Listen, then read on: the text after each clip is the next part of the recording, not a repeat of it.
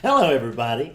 So it's good to be back with you. I just came out of a clarity session with a friend of mine, and I had told him I was going to cut a video if I could, called "The Simplicity of This." And so, when at the conclusion of our clarity session, which was 60 minutes of laughter, then he said, "And you're going to cut a video?" And I said, "I don't know. I'm going to see a video man is in the neighborhood.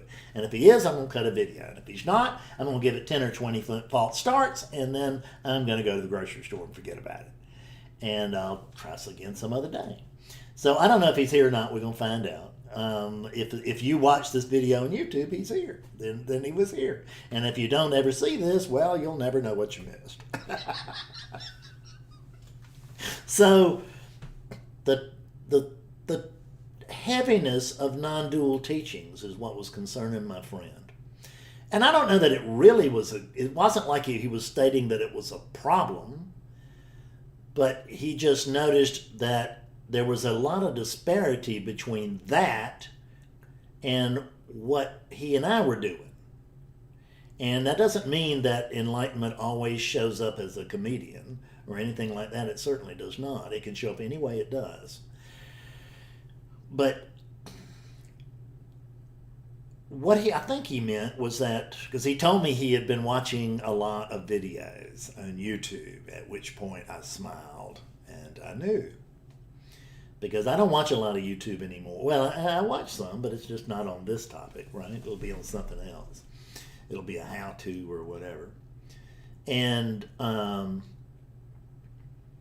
but on one day recently I got an email with somebody said, "Watch this." And I get a lot of emails that say, "Watch this" with an attachment, or "Read this" with an attachment or a link or something like that. And God bless you all. You're welcome to send them. I just very, very rarely get a chance to actually read those things or watch those things. When you're actually creating content for the internet, it's hard to be an avid consumer of content from the internet. So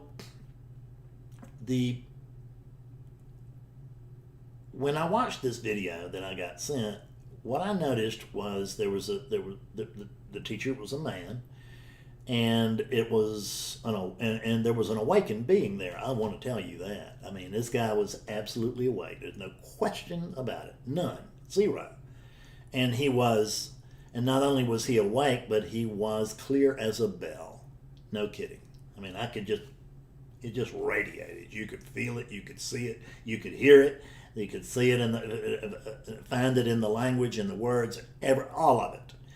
And it was I gotta tell you, it was a really beautiful little experience there. I was really enjoying myself. I was listening to this, and it's like gems were just falling out of his mouth. Like just one, here's a diamond, here's an emerald, here's a pearl. Just pearls of wisdom just falling out of his mouth. That's the way I wanted to be when I got to be a spiritual teacher. That's what I thought I would sound like. Oops. And I thought that's the way I would be, the quiet guy that comes out and everybody's the pin drop. I didn't know everybody's going to say, "Well, there's Fred," right?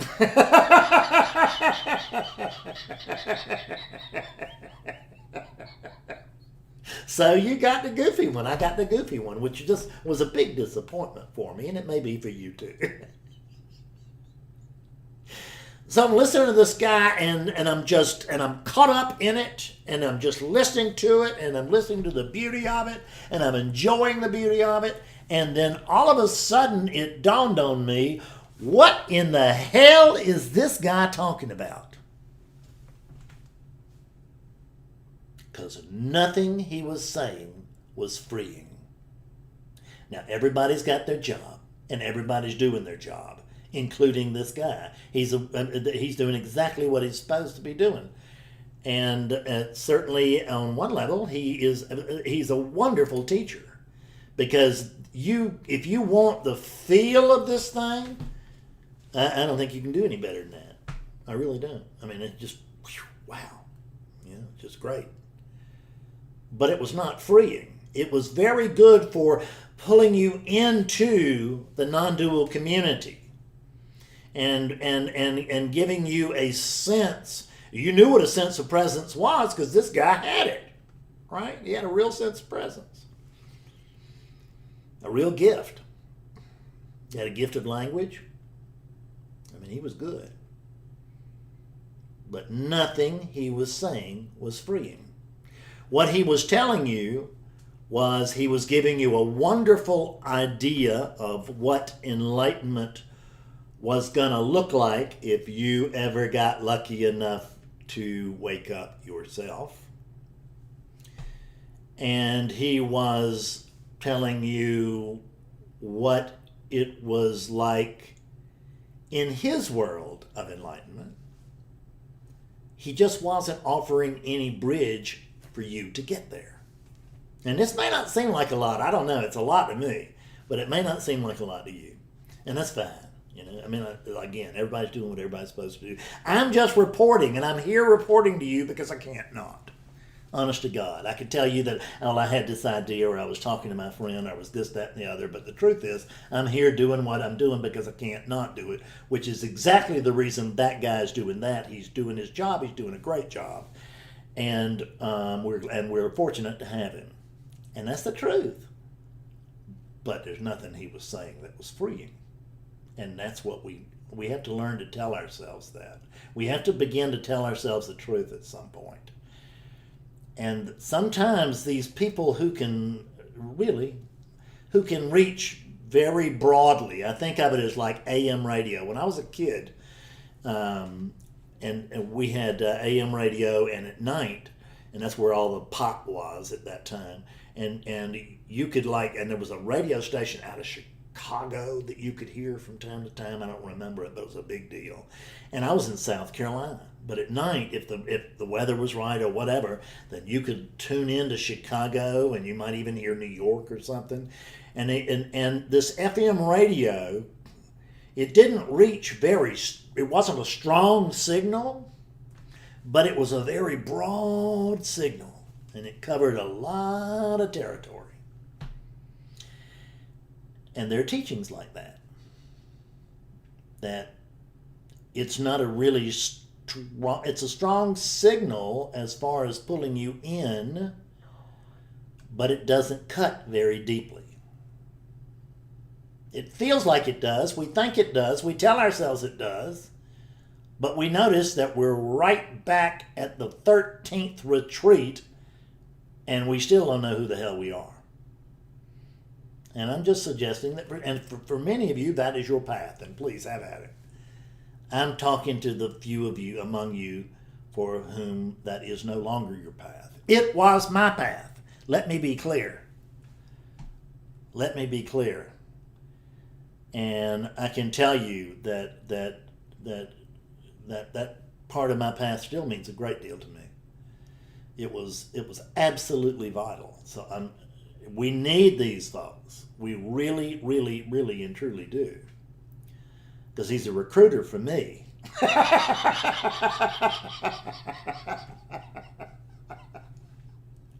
See, this is, you got your AM teachers, and then you got your FM teachers, which is they have a very clear signal, but it doesn't cover so much territory. You'd never be able to hear an FM station from Chicago if you were in South Carolina in 1960 or so, whatever. So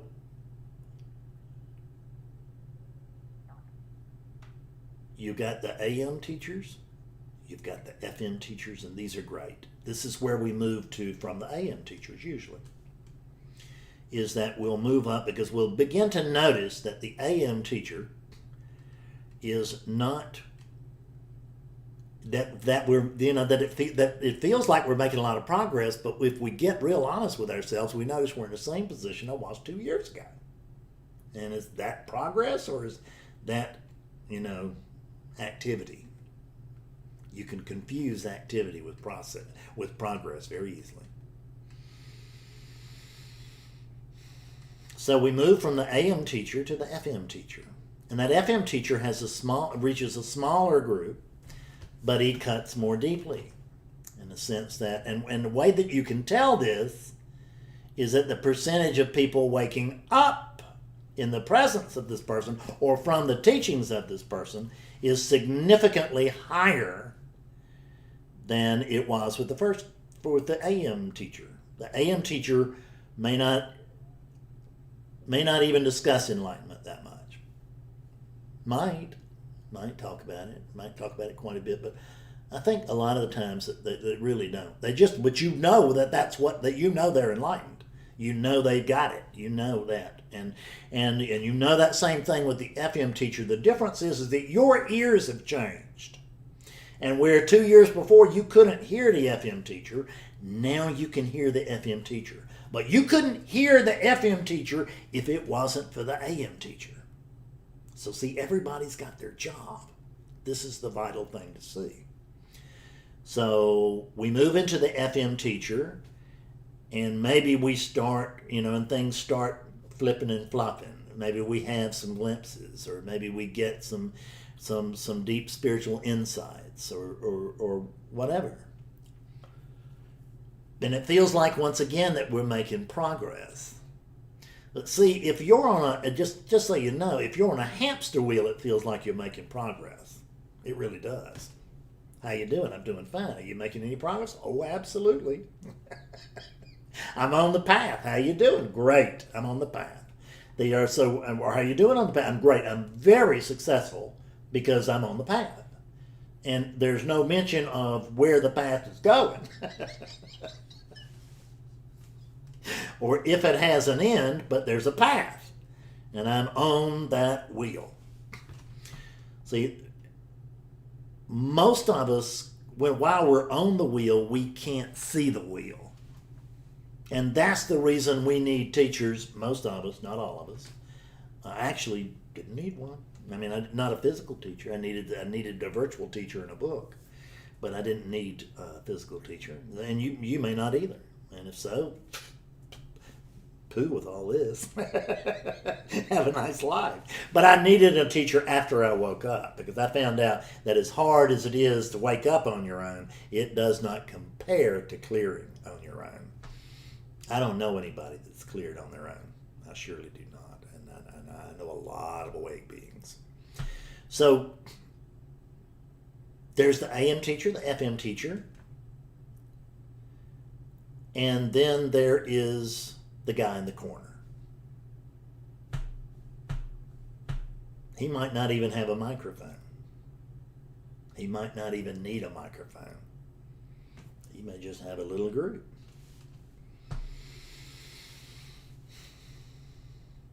But within that little group, there are powerful things happening. There are people waking up.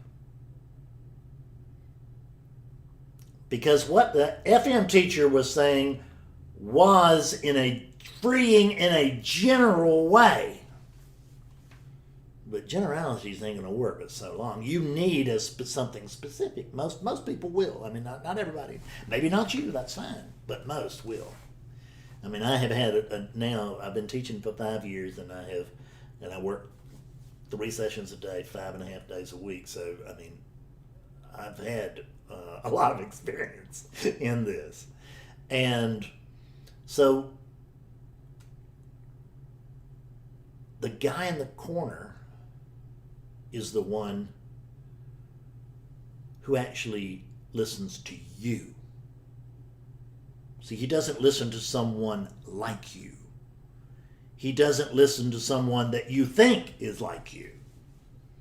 He doesn't listen to someone who looks or acts like you. He listens to you. And when he listens to you, he understands things that you just can't imagine. That's the truth. So yeah, a guy could walk into a room with me, and he could be, just the most unconscious guy on the planet. And he could sit down. If he never opened his mouth, I might give him the benefit of the doubt. Say, boy, this guy might be awake. But once he opens his mouth, it doesn't take me very long. Now, I'm not saying that I couldn't be fooled by some scoundrel with a very good non-dual vocabulary or something for a little while, but not over any length of time. And generally speaking, generally speaking, it's going to be out in seconds. That's the truth. So when I listen, because I'm the guy in the corner, if you hadn't figured it out. See, the FM guy is also my recruiter. That's the truth. That's what they do. They're narrowing the field for me, because I do most of everything that not everything I do, but most of what I do is one-on-one. And see, you can't do masses one-on-one. It's just impossible. You can only do but so many, because these things can actually be quite taxing. Awakening clarity sessions, they usually are not, but awakening sessions can be quite taxing. I had you might say quite a taxing one today. And those of you who have seen my video on the bubble of self-reflection, you'll know what I'm talking about. If you haven't seen that video, go watch that video. It's very good. And it's so the bubble of self-reflection is when the person knows there's a larger truth and they're trying to see that larger truth, but they're in a bubble. They're in a bubble. And in this bubble, just like this, whoops, there we go. So in this bubble, every time this woman knows there's a larger truth, and she's determined to discover what it is. But every time she tries to look out, what she sees is her own reflection on the inside of that bubble. And just so you know, that bubble, and even though it's just a bubble, it is damn near impenetrable from the outside. Now, the good news is that from the inside, you just touch it and the whole bubble pops. And I've gotten to where I'm fairly good at, I would say I'm very good at helping people touch the inside of their bubble so that it pops. And today I had just a real lulu. And the session went on, and I could see that he knew it, but he was just still, he still had one foot in the bubble. And I could tell that he just wasn't with me. And so I kept on trying to get him out, and he had one foot still stuck in that bubble. And usually when it gets toward the end of a session like that, if I don't have him, I ain't going to get him. That's the truth. And any further activity on my part is going to be a waste of time, but I've noticed I usually try it anyway. And that's what I did with this guy, because I can't not. Because my job is, it's like everybody's doing their job, and my job is to wake people up. My job is not to prepare you for somebody else. My job is to wake you up. My job is not to prepare you to wake up tomorrow. My job is to wake you up right now. That's what I do. I've seen people come in awakening sessions with pencils and pieces of paper, and they're going to think they're going to take notes, and I won't let them, because what they're doing is they're taking notes because they think they're coming to that session to get some more cracked information so they can wake up after they talk to Fred. And that's not the way it works. You wake up while you're talking to me in session. So I need my recruiters, because I can only speak to a limited number of people. And I'm not going to say I'm the only guy on earth that's doing this. I'm just the only guy that I know of that's doing this. What's freeing is what frees you. It's not what freed the teacher. It's not what freed your best friend. It's not what freed your partner. What's freeing is what frees you here and now. And it's my job to figure out what that is. When I listen to you one-on-one, it's my job to figure out what you're doing. I'm not trying to sell an awakening session here, by the way. I've got all of them I want. What I'm trying to do is to tell you that can be a progression in non-dual teachings.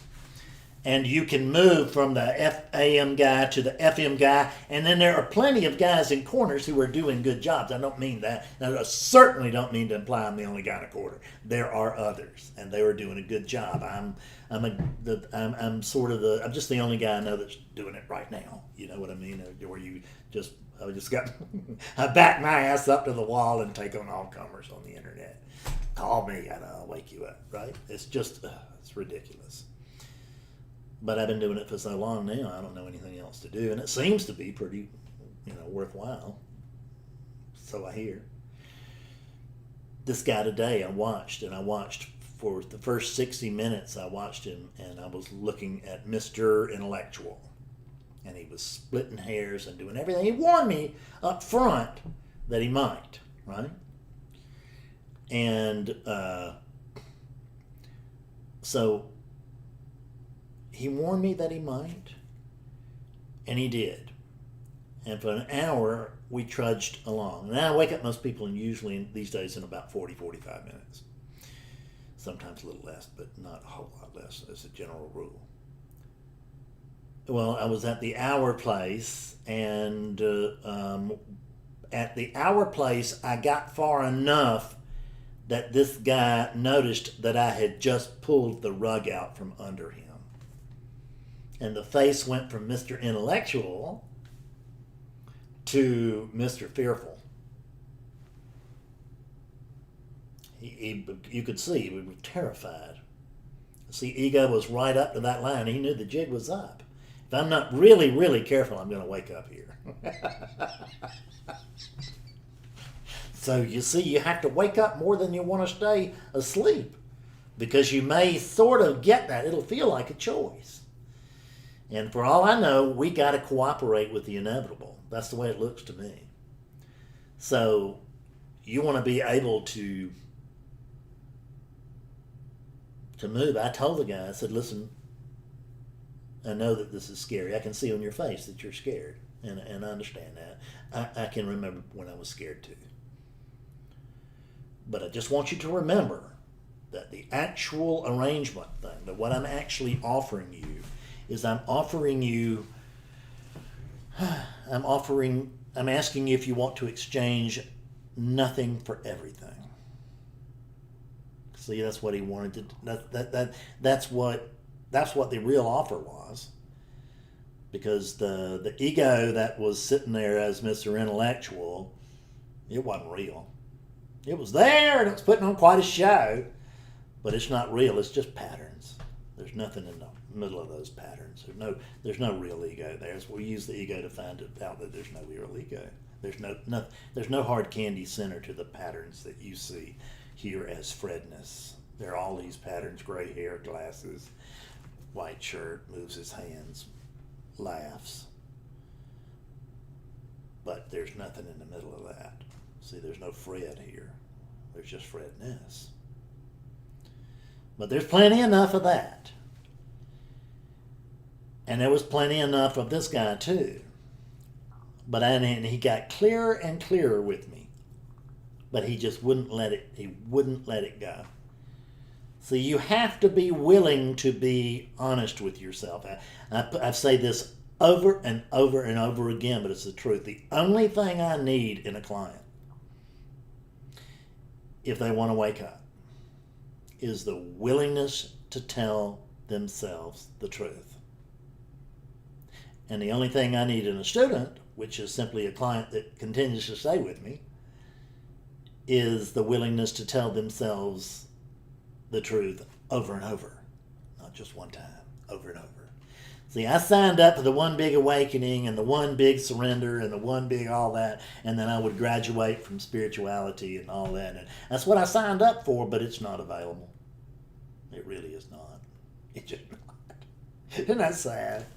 I mean, that just broke my heart. Even in post-awakening, you can see, because there's just this big hope that, that I'm going to dump all Fredness and I'm going to get my loincloth and I am going to the jungle and I am going to be a guru by God, and all the deer will want to be with me. geez, we just do this stuff, right?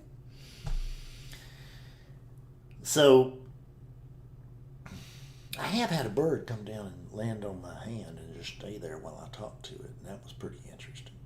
Just a wild bird out in my backyard one time. But the deer, they don't seem to love me too much.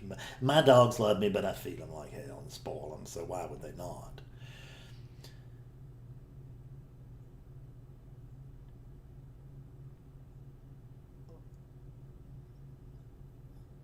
What's freeing for you is what you got to find.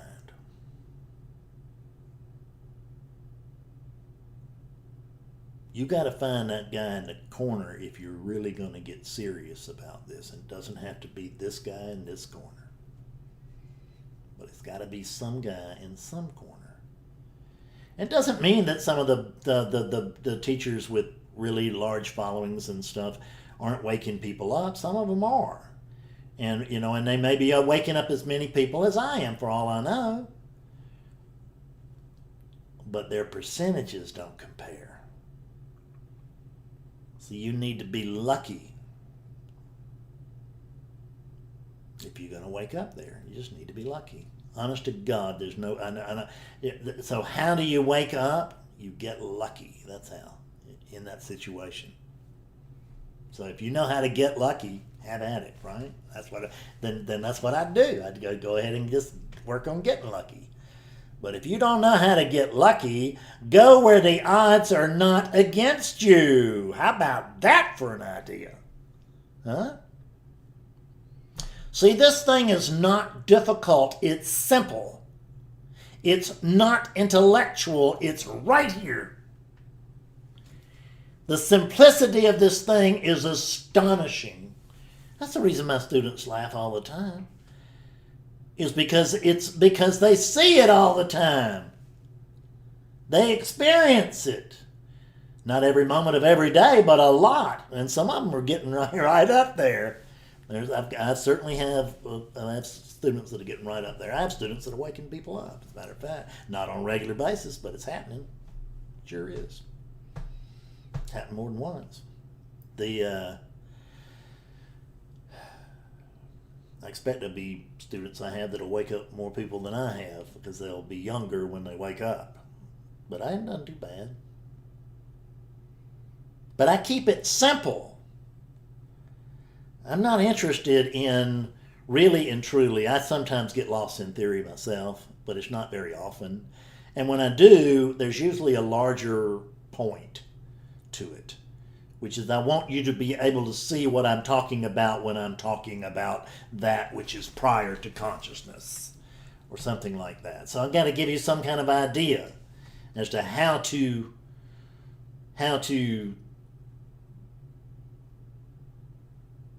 grok what is prior to consciousness. I have to give you some way of... Because see, you can't understand this thing. Hell, I don't understand it. I really don't. And I don't think any teacher I know has ever understood it. It's not an understanding thing. When they talk about the understanding, that's a knowing of a different order. It's not knowing like, oh, I got it out of this book and now I know it, or I heard it from that teacher and now I know it. It's not that kind of thing. It's of a whole different order. And understanding is just the best word that we can come up with. So we sometimes call it the understanding. We call it enlightenment. We call it awakening. We call it liberation. We call it lots of different things, and there are good reasons for why we call it different things. Because it is many different things. But the odds of you just catching this thing, when I was in recovery, they used to talk about people who would just come to meetings and not do any of the work, and they would say, you're not going to get this thing by osmosis. That's what I love about recovery. They're just so direct, so crude, right? They just go right for it.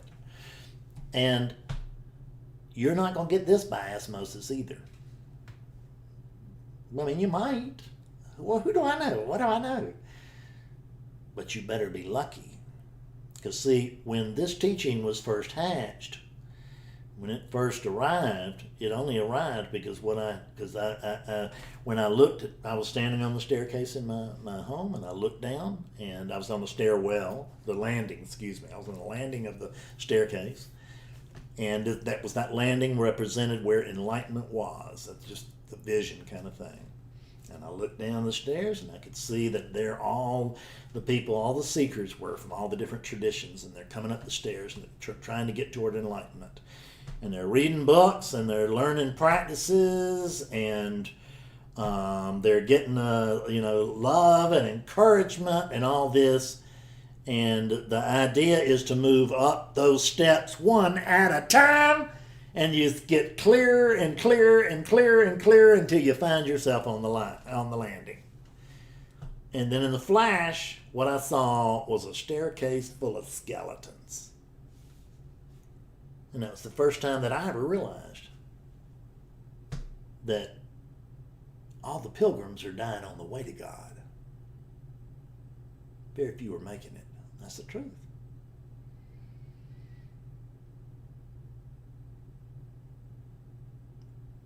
And something came to me that said, what if we could wake them up first?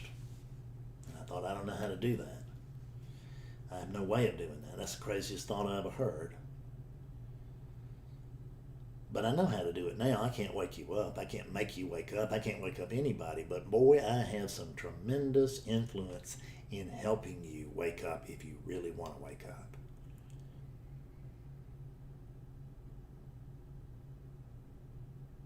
God, I didn't really mean to come here and talk that much about the living method. I meant to talk about directness in general, and it was going to use me as a little side example, and I see now that that's not what's happened. But I got 31 and a half minutes. I ain't killing this thing. So we got what we got. And find yourself a guy in a corner.